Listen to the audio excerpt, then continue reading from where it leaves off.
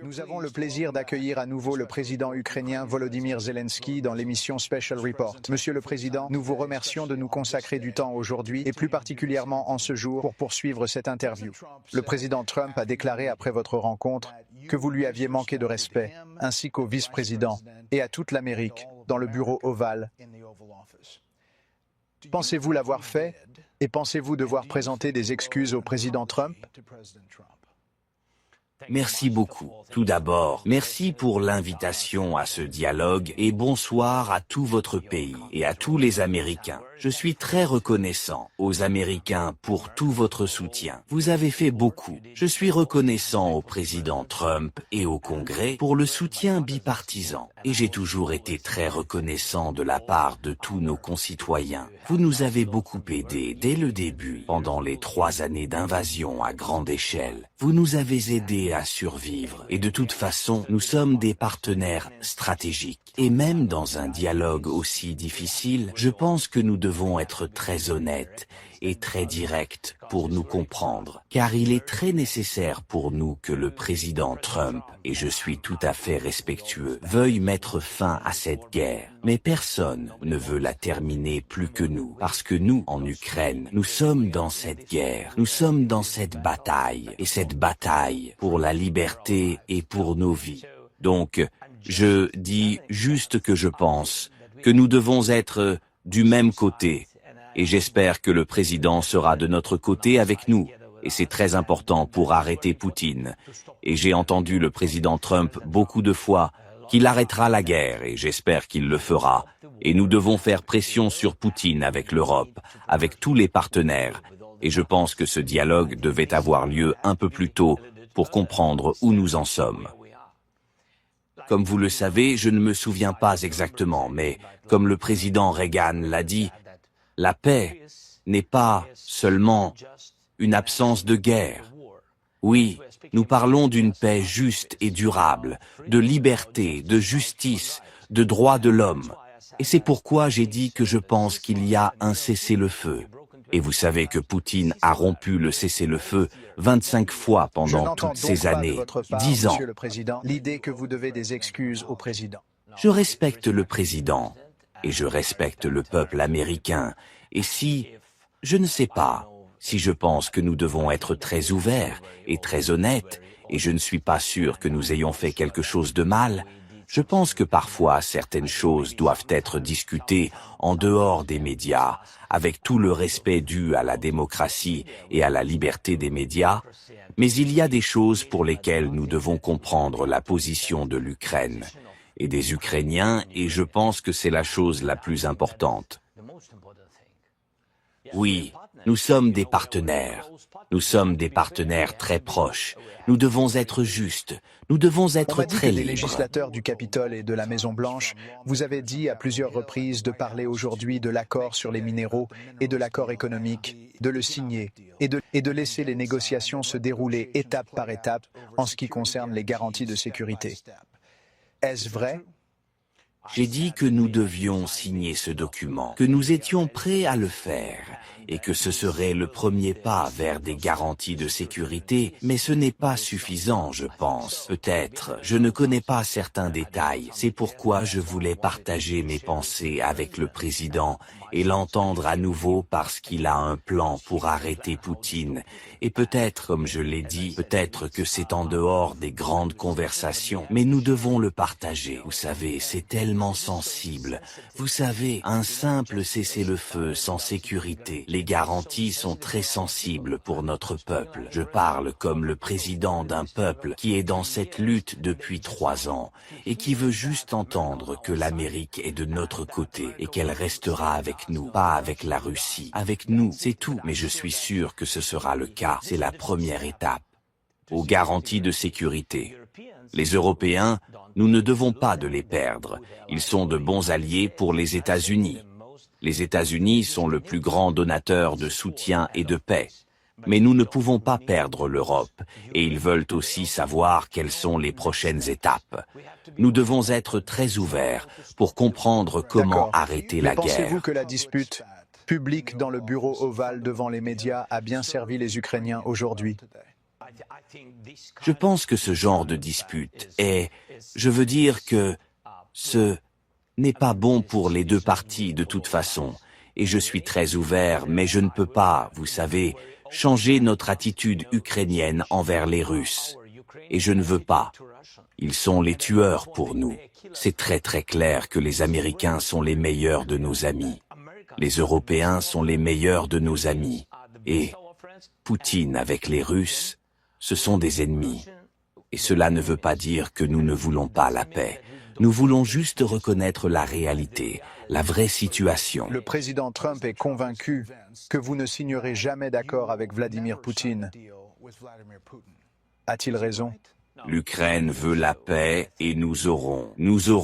De toute façon, la diplomatie, nous aurons des négociations. J'ai seulement dit que je pense qu'il s'agit d'une paix juste et durable. Cela signifie que nous devons être très forts à la table des négociations. Et lors de ces négociations, l'Ukraine et la Russie, comme les deux parties de cette guerre, doivent être présentes, ainsi que les États-Unis et l'Europe. C'est ce que j'ai dit. Nous sommes donc prêts pour la paix, mais nous devons être en position de force. Qu'est-ce que cela signifie? Il suffit de savoir que notre armée est forte, que nos partenaires nous soutiennent et que nous ayons des garanties de sécurité. N'ai-je pas raison? En quittant la Maison-Blanche aujourd'hui, le président Trump a déclaré ceci. Il veut continuer à se battre. Il veut revenir maintenant, mais je ne peux pas le faire. Que pensez-vous de cela? Voulez-vous continuer à vous battre? Voulez-vous la paix? Et si vous aviez la possibilité de retourner à la Maison-Blanche maintenant, le feriez-vous? Non. Tout d'abord, nous voulons la paix. C'est pourquoi je suis aux États-Unis. C'est pourquoi j'ai rendu visite au président Trump. Et merci pour cette nouvelle invitation. L'accord sur les minéraux est le premier pas vers des garanties de sécurité. Il est destiné à rapprocher la paix. C'est pourquoi je suis ici. Et nous avons une situation difficile. Pour la comprendre, il faut être en Ukraine. Vous l'avez vu, Brad. Vous y êtes allé une fois. Merci encore. Je pense que c'est très important pour comprendre ce qui se passe. Mais je respecte mes soldats et notre peuple, nos civils qui travaillent et soutiennent nos guerriers. Je ne peux pas dire « Stop, personne ne s'arrêtera parce que tout le monde a peur que Poutine revienne demain ». Nous voulons une paix juste et durable, c'est vrai. Nous voulons des garanties de sécurité. Nous soulevons ce sujet de l'OTAN de la manière la plus rapide, mais tous les pays ne sont pas de ce côté. J'ai dit, OK, si ce n'est pas l'OTAN, personne ne fait pression. Si ce n'est pas l'OTAN, construisons l'OTAN en Ukraine. C'est ma position. Les Européens sont prêts à avoir des contingents sur notre territoire, des troupes sur le terrain. Les États-Unis pensent que peut-être pour aider, peut-être que le filet de sécurité des États-Unis doit être juste pour garantir qu'ils sont avec les Européens. Regardez l'Europe, elle est forte, elle est devenue plus forte, mais ils veulent aussi avoir des alliés comme les États-Unis. Vous avez mentionné le fait que je me suis rendu avec vous sur la ligne de front l'année dernière pour voir la situation à l'occasion de l'anniversaire de la guerre, et voici ce que vous m'avez dit à l'époque. Les Ukrainiens survivront-ils sans le soutien du Congrès? Bien sûr, mais pas tous. Ce sera une tragédie pour nous tous, pas seulement pour l'Ukraine, pas seulement pour les Ukrainiens, pour toute l'Europe. La question aujourd'hui est donc de savoir si l'Ukraine peut gagner cette guerre ou contenir la Russie sans le soutien continu des États-Unis. Ce sera difficile. C'est pourquoi je suis ici. C'est pourquoi nous parlons des futures négociations. Ce sera difficile sans votre soutien, mais nous ne pouvons pas perdre nos valeurs, notre peuple. Nous ne pouvons pas perdre notre liberté.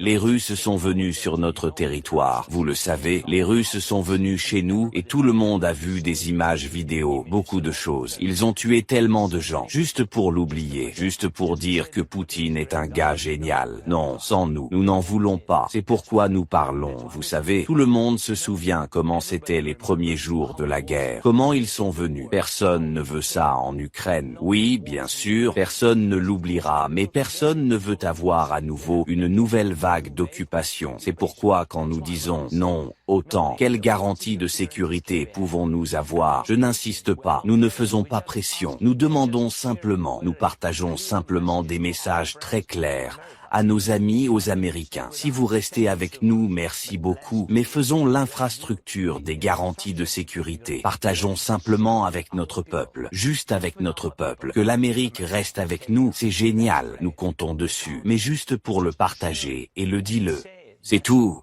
Comment la guerre se termine-t-elle? Comment parvenir à un accord? Nous sommes actuellement dans une situation où il n'y a pas d'accord. Comment le remettre sur les rails? Je pense que l'Europe est prête à faire face à un contingent et à nous aider à financer une grande armée comme celle que nous avons actuellement.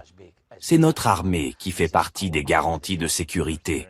Maintenant, nous voulons juste trouver une place pour notre plus grand partenaire stratégique, pour les États-Unis, où les États-Unis proposeront où et comment les États-Unis nous donneront des garanties de sécurité, quel type et quelle partie du volume des garanties de sécurité. Et quand nous serons prêts avec cela, nous en viendrons à la diplomatie. À la diplomatie, oui, avec les Russes, les Européens, les États-Unis, et nous quatre. Je pense que c'est la vraie voie, parce qu'avec des armes trop longues, ce n'est pas suffisant. Nous n'avons pas assez d'armes pour les repousser, et nous ne voyons pas maintenant. Nous ne voyons pas vraiment un grand volume de nouveaux soutiens de la part des États-Unis. Mais avec tout le respect que je vous dois, encore une fois. Donc, pour aujourd'hui, nous serons prêts avec des garanties de sécurité. Vraiment, quand je parle de l'OTAN, ce n'est pas que nous nous concentrons sur cette guerre, c'est une infrastructure très compréhensible de garanties de sécurité. Et vous voyez qu'aucun pays de l'OTAN n'a été attaqué aujourd'hui. Qui a été un grand partisan de votre cause et de celle de l'Ukraine, a déclaré ceci aujourd'hui à l'issue de la réunion. Je n'ai jamais été aussi fier du président. J'ai été très fier de J.D. Vance qui a défendu notre pays. Nous voulons être utiles. Ce que j'ai vu dans le bureau ovale était irrespectueux. Et je ne sais pas si nous pourrons encore faire des affaires avec Zelensky. Soit il doit démissionner et envoyer quelqu'un avec qui nous pourrons faire des affaires, soit il doit changer. Il dit donc que vous devez envisager de démissionner. Est-ce que c'est sur la table? Je ne sais pas s'il sera heureux. Après mes paroles, cette décision ne peut être prise que par le peuple ukrainien. Vous n'allez pas démissionner pour conclure un accord de paix? Non, non, j'ai toujours été prêt. Je ne suis pas sûr que ce soit une bonne idée de faire de telles propositions. Mais de toute façon, j'ai toujours dit que si les États-Unis soutiennent l'OTAN, je pense que c'est suffisant pour l'Ukraine. Je pense donc avoir fait tout ce que j'avais à faire. Et si quelqu'un n'est pas content de moi, d'accord. Mais les Américains votent pour un président américain. Chaque pays européen vote pour son président. Avec tout le respect que je dois à l'INSEE, si je peux dire, l'INSEE, nous nous connaissons. Ce sont les Ukrainiens qui votent pour leur président. Les démocrates ont eu une réaction opposée à la rencontre dans le bureau ovale. Le sénateur démocrate Chris Murphy du Connecticut a posté ceci. Ce qui vient de se passer dans le bureau ovale était une embuscade planifiée, destinée à aider un dictateur russe brutal et à nuire à la sécurité de l'Amérique. Trump est devenu le chien de poche de Poutine et la puissance mondiale de l'Amérique est en train d'hémorragier, car l'Amérique se range du côté des dictateurs au détriment de la démocratie. Quel embarras. Pensez-vous que la confrontation qui a eu lieu aujourd'hui dans le bureau ovale ait été planifiée à l'avance, comme le suggère le sénateur Murphy? Je ne sais pas. Vous ne savez pas? Vous pensez peut-être? Je ne sais pas. Non, non, non, je n'en sais rien. Je pense que c'était juste une situation très difficile, parce que nous avons été très ouverts, très directs. Ce qui vous a mis en colère, ce qui vous a rendu fou, parce qu'ils ont dit que votre ténor et votre tonalité... Ce n'est pas à propos de la folie, ce n'est pas, Brad, comment dire? Lorsque vous êtes aux États-Unis et que, par exemple, le président ou le vice-président ou quelqu'un d'autre ou des sénateurs, cela n'a pas d'importance. Les grands politiciens, oui. Lorsqu'ils disent, par exemple, que l'Ukraine est presque détruite, nos soldats se sont enfuis, ce ne sont pas des héros. L'Ukraine a perdu des millions de civils. Son président est un dictateur. Vous savez, quelle est la réaction? La réaction est la suivante. Où est l'amitié entre l'Ukraine et les États-Unis? C'est un sentiment et c'est pourquoi je ne veux pas perdre nos grands partenaires aux États-Unis. Et je viens de dire que ce n'est pas la première fois que je l'ai dit par téléphone et que nous avons eu d'autres conversations et que nous nous sommes rencontrés dans le cadre d'une conférence de presse. J'ai participé à des réunions à Munich et j'ai dit, s'il vous plaît, soyez correct. Je veux être très poli. Je veux dire, soyez correct avec ces chiffres. Quand on parle de chiffres, chaque personne est importante. Lorsque vous parlez d'1 million de pertes, nous n'avons pas de millions de pertes. Quand vous parlez de territoire, peut-être de certains territoires, etc., il ne s'agit pas seulement de territoire, mais aussi de maisons, de vies humaines, de pères, de mères, de parents, de grands-pères qui sont morts pendant cette guerre. Personne ne veut pardonner à Poutine. Ce n'est pas drôle, ni un conte de fées, c'est la vraie vie. C'est ce que j'ai dit. Et quand vous l'avez dit plusieurs fois à mes grands amis, nous avons été ici aujourd'hui dans notre dialogue. Et puis, ils commencent à nouveau à répéter les mêmes choses. Je pense que ce n'est pas... Je veux dire que c'est pour cela que j'ai dit que ce n'était pas une bonne façon de faire entre partenaires, de bons partenaires et des amis.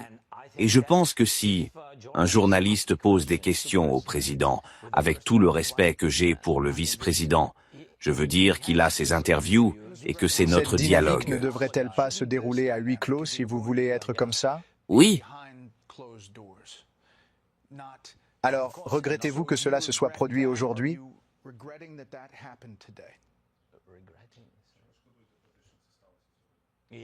Oui, je pense que ce n'était pas bon. Je pense que ce n'était pas bon parce que nous ajoutons beaucoup de dialogues différents. Je suis toujours ouverte aux médias, mais il y a des choses très sensibles. Je veux juste être honnête, et je veux juste que nos partenaires comprennent correctement la situation, et je veux tout comprendre correctement. Il s'agit de nous. Ne pas perdre notre amitié. Encore quelques points. Quels sont les prochains pas dans votre esprit? Nous en sommes là aujourd'hui. Quelles sont les prochaines étapes? Je pense que les États-Unis souhaitaient vivement cet accord et nous n'y sommes pas opposés, mais nous voulions comprendre quelle part de garantie de sécurité prendra cet accord et quelles seront les prochaines étapes. Encore une fois, il s'agit de comprendre pour notre peuple. Pendant la guerre, qu'est-ce que vous n'aimez pas? Voir que vous détestez les surprises. Il est compréhensible que la guerre nous ait apporté beaucoup de choses terribles. Nous ne voulons donc pas de surprises. Oui, c'est pourquoi nous voulons être très justes avec nos partenaires. Et je pense que cet accord a été préparé par les équipes. Cela n'a pas été simple pendant des semaines. Et maintenant que c'est prêt, je pense qu'ils doivent signer. Les pays doivent signer. Les ministres doivent signer. C'est tout. Je ne sais pas quand ils le feront. Cela dépend exactement de la partie américaine. L'accord sur les minéraux ne comportait donc pas de garantie de sécurité. C'est une partie. Les garanties de sécurité? Oui, c'est la partie de l'infrastructure des garanties de sécurité. Parce que, par exemple, le président Trump a dit que je pense que si nous serons là dans certaines productions et etc. dans les minéraux, Poutine ne viendra jamais sur ce territoire où nous sommes. Et je lui ai dit de ne pas faire confiance à Poutine. Pourquoi j'ai dit parce que ce n'est pas le cas. Je veux dire que nous respectons et que nous croyons en la force des États-Unis, mais je lui ai dit que nous avions plus de 20 sociétés américaines et de grandes sociétés sur le territoire de l'Ukraine, et que nous avions des bureaux même sur les territoires temporairement occupés. Pour Poutine, peu importe qu'il s'agisse d'une société américaine, européenne ou ukrainienne, peu importe, il est juste venu et l'a occupé. C'est ce que j'ai dit. Je pense que c'est une excellente idée pour renforcer l'Ukraine et pour faire des affaires.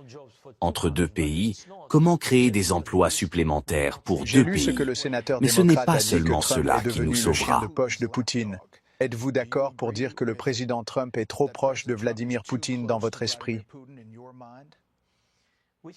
Nous en avons parlé et je pense qu'aujourd'hui, le président Trump a dit très ouvertement « Je veux être au milieu, sinon je ne mettrai pas ces gens à la A-t-il table. raison? » Je veux être très honnête, je veux vraiment qu'il soit plus à nos côtés. Je vais expliquer pourquoi. Parce que ce n'est pas seulement que la guerre a commencé quelque part entre nos pays. La guerre a commencé lorsque la Russie a amené cette guerre dans notre pays et ils n'ont pas raison. Et ils n'ont pas raison. Ils n'ont pas respecté notre intégrité territoriale. Ils ont apporté la guerre sur notre territoire, à nos familles, de répéter dans nos maisons, et ils n'ont pas raison. Et bien sûr, tous les Ukrainiens veulent entendre une position ferme des États-Unis à nos côtés. D'un côté, c'est compréhensible. De l'autre côté, il veut trouver un moyen de dialogue avec Poutine. Mais il a toujours dit, comme je me souviens, qu'il a toujours dit que la paix passe par la force. Et c'est pourquoi je pense qu'il est fort. Les États-Unis sont forts. Deux partis ensemble dans cette question. Deux partis toujours ensemble contre la Russie. Vous êtes très fort pour prendre des mesures fortes contre Poutine. Les Américains s'inquiètent de savoir où est allé l'argent. Y aura-t-il une comptabilité très rigoureuse sur la destination de l'argent? Il semble qu'il y ait une question à savoir s'il s'agit de corruption ou de vente d'équipements militaires. Non, ce n'est pas possible. 100 milliards que nous avons obtenus en 3 ans. 183 des États-Unis. Non, sur le papier, dans les documents, oui. Mais nous avons en fait, parce que 67 est arrivé comme une arme. Il est passé par la frontière, il a été vérifié et il est fixé par tout le monde. Et nous l'avons partagé plusieurs fois avec le côté américain. Et 31,5, c'était un soutien financier direct au budget.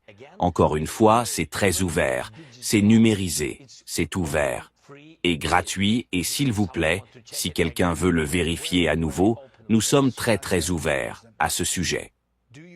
Dernière chose, Monsieur le Président. Pensez-vous que votre relation avec Donald Trump, Monsieur le Président Trump, peut être sauvée après aujourd'hui? Oui, bien sûr, parce que ce sont des relations plus que des relations entre présidents. Ce sont des relations historiques fortes entre nos peuples. Et c'est pourquoi j'ai toujours commencé par remercier votre peuple de la part de notre peuple. Et c'est le plus important. Et bien sûr, nous remercions le président et le Congrès, mais avant tout votre peuple. Votre peuple a aidé à sauver notre peuple. Le peuple d'abord, les droits de l'homme d'abord. C'est très important. Et nous sommes reconnaissants et désolés pour cela. Je veux dire que nous voulions vraiment avoir des relations fortes. Et je suis très serein que nous les ayons. Nous sommes honorés que vous ayez accordé cet entretien. Merci beaucoup pour le temps que vous nous avez accordé. Merci.